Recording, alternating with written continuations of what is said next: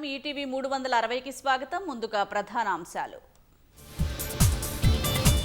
సింగరేణి ఆసుపత్రిలో మార్చి నాటికి ఖాళీలు భర్తీ చేస్తాం. కార్మికుల సంక్షేమానికి పెద్దపీట వేస్తున్నామని ప్రభుత్వం పునరుద్ఘాటన.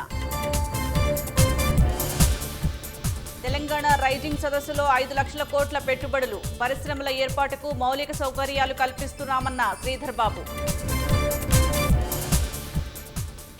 జూరాల, పాలమూరు, రంగారెడ్డి ప్రాజెక్టు సందర్శించిన బీఆర్ఎస్ నేతలు ప్రజలను సర్కార్ తప్పుదోవ పట్టిస్తోందని శ్రీనివాస్ గౌడ్ ఆరోపణ. కోనసీమ జిల్లా ఇరుసుమండ బ్లోఅవుట్లో అదుపులోకి రాని మంటలు, నిర్విరామంగా సాగుతున్న నియంత్రణ చర్యలు. కాంగ్రెస్ సీనియర్ నేత సురేష్ కల్మాడి కన్నుమూత, పూణేలోని ఆసుపత్రిలో చికిత్స పొందుతూ తుదిశ్వాస.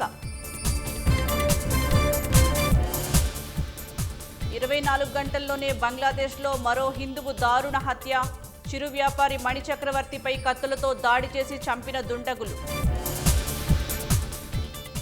ట్రంప్ ముందు మోదీ ఎందుకు తలగ్గుతున్నారన్న కాంగ్రెస్, ప్రధాని విధానాలు దేశానికి హానికరమని ఖర్గే వ్యాఖ్య. వెనిజువెలా కారకాస్లోని అధ్యక్ష భవనం వద్ద కాల్పుల శబ్దాలు, డెల్సీ బాధ్యతలు చేపట్టిన కొన్ని గంటలకే ఉద్రిక్తతలు.